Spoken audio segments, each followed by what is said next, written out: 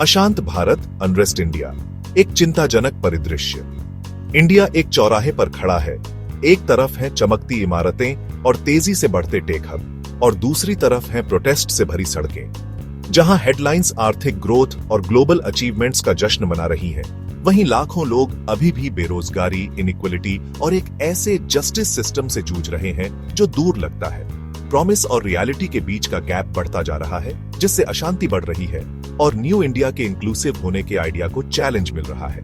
Protest failure के sign नहीं है, बल्कि एक ऐसे डेमोक्रेसी के साइन है जो जिंदा है और डिमांड कर रही है कि प्रोग्रेस सब तक पहुंचे।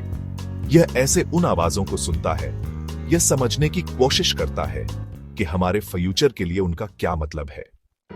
पूरे इंडिया में डिसेंट हर जगह है, किसानों के मार्च से लेकर स्टूडेंट्स के प्रोटेस्ट तक। किसान अपनी आजीविका को खतरे में डालने वाली पॉलिसीज का सामना करते हुए जस्टिस की डिमांड करने के लिए मुश्किलों का सामना कर रहे हैं, जिससे पॉलिसी और रियलिटी के बीच का गैप सामने आ रहा है।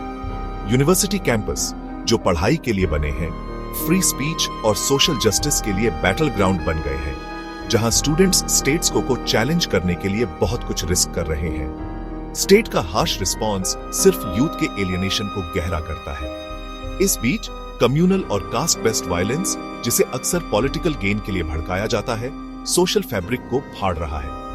आर्थिक रियलिटीज, बढ़ती बेरोजगारी और साफ इनइक्वालिटी फ्रस्ट्रेशन और गुस्से को बढ़ाती है, जिससे सोसाइटी वोलेटाइल हो जाती है। जब उम्मीद कम होती है और इनइक्वालिटी बढ़ती है, तो अशांति इनेविटेबल हो जाती है। अशांति किसी एक ग्रुप की गलती नहीं है, रेस्पॉन्सिबिलिटी शेयर की हुई है। पॉलिटिकल लीफियर्स अक्सर डिसेंट को इग्नोर करते हैं, सॉल्यूशन की बजाय इमेज पर फोकस करते हैं, जिससे पब्लिक ट्रस्ट कम होता है। मीडिया का एक बड़ा हिस्सा रियल डिबेट को बढ़ावा देने की बजाय डिवीजन को बढ़ाता है, जिससे सिटीजन्स मिसइन्फॉर्म्ड रहते हैं। सोशल और पॉलिटिकल ग्रुप अपनी गेन के लिए आइडेंटिटी और डर का फायदा उठाते हैं, जिससे डिवाइड्स और गहरे होते हैं। लेकिन हम लोग बेकसूर नहीं हैं। हमारी चुप्पी, उदासीनता और मिसइन्फॉर्मेशन का फैलाव हमें कॉम्प्लिसिट बनाता है। डेमोक्रेसी एक्टिव, इन्फॉर्म्ड पार्टिसिपेशन की डिमांड करती है, न कि पैसिव स्पेक्टेटरशिप की।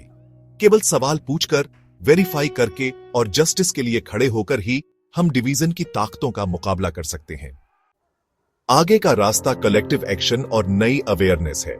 हमें खुद को एजुकेट करना चाहिए, क्रिटिकली सोचना चाहिए और डिवाइसिव नैरेटिव्स को रिजेक्ट करना चाहिए। स्कूल और कॉलेज को डिबेट, एम्पैथी और डाइवर्सिटी के लिए रेस्पेक्ट को बढ़ावा देना चाहिए, जिससे प्लूरलिज्म के लिए कमिटेड सिटीजन्स बने। अकाउंटेबिलिटी जरूरी है।